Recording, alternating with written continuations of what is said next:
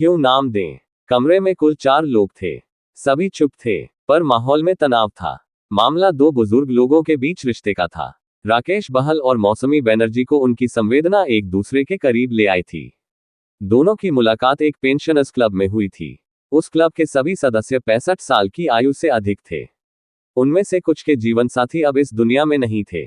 उनके इर्द गिर्द अपने मन की बात कहने वाला कोई नहीं था। अतः क्लब के सदस्य महीने में 2 बार आपस में मिलकर एक दूसरे का सुख दुख बांटते थे।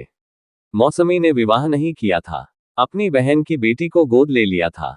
उसे पाल पोस कर बड़ा किया, पढ़ाया लिखाया। मिष्टी अब एक आईटी कंपनी में काम करती थी और बंगलुरु में रहती थी। राकेश की पत्नी 3 साल पहले गुजर गई थी। एक बेटा राहुल था जिसका गोवा में एक रेस्टोरेंट था। वहां वह अपने परिवार के साथ रहता था।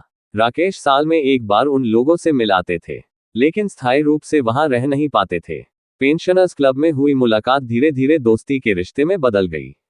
अब मुलाकात के लिए वह पेंशनर्स क्लब में जाने की राह नहीं देखते थे, बल्कि कभी एक दूसरे के घर चले जाते या किसी पसंदीदा जगह पर मिल लेते थे।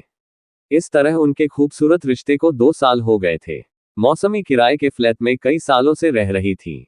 वह फ्लैट उनके एक पहचान वाले का था जो बाहर रहते थे। मौसमी समय समय पर किराए में आवश्यक वृद्धि कर रहने की अवधि बढ़वा लेती थी, पर इस बार फ्लैट के मालिक ने सूचना दी कि वह खुद फ्लैट में रहने के लिए आने वाले हैं। मौसमी ने अपनी समस्या राकेश को बताई। राकेश ने फौरन हल निकाल दिया। उनका मकान बड़ा था। उन्होंने सुझाव दिया कि वह ऊपरी हिस्से में आकर रहें। मौसमी को इसमें संकोच लग रहा था। उन्होंने कहा कि अगर वह उनसे किराया लेने को तैयार हैं तो ही वह आ सकती है। राकेश मान गए। मौसमी उनके घर के ऊपरी हिस्से में रहने लगी। बात धीरे धीरे इधर उधर फैली तो जितने मुंह उतनी बातें शुरू हो गईं। ये बातें राकेश और मौसमी के कानों में भी पड़ती थी, पर वो लोग ध्यान नहीं देते थे। पर फैलते फैलते बात उनके बच्चों तक पहुंच गई। उन्होंने एक दूसरे से संपर्क किया, साथ में मिले और तय किया कि उन लोगों के रिश्ते को एक नाम देंगे, दोनों का विवाह करा देंगे। उन लोगों ने राकेश और मौसमी को अपने निर्णय के बारे में बताया। उनका फैसला सुनकर दोनों ने ही इनकार कर दिया। वर्तमान तनाव उसके ही कारण था। राहुल ने अपनी चुप्पी तोड़ते हुए कहा, पापा आपको इसमें क्या ऐतराज है? आप और मौसमी आंटी अकेले हैं। इस तरह से आप दोनों का अकेलापन दूर हो जाएगा। राकेश ने जवाब देते हुए कहा, पहली बात तो हम दोनों एक दूसरे के साथ हैं। आपस में अकेलापन बांट लेते हैं। पर तुमने और मिष्टी ने ये बात हमारे अकेलेपन के कारण नहीं सोची है। इसका कारण लोगों की बेकार की बातें हैं।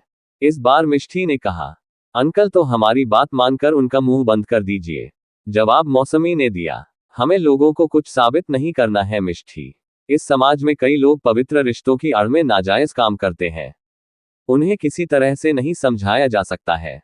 राकेश ने बात आगे बढ़ाई, देखो हम लोग एक दूसरे के हमदर्द हैं, अच्छे दोस्त हैं, पर इससे अधिक कुछ नहीं। मरते दम तक विनीता मेरे दिल में वैसे ही रहेगी जैसे इस घर में रहती थी। राहुल और मिष्टी ने कई और दलीलें दी पर उन लोगों ने अपना फैसला नहीं बदला।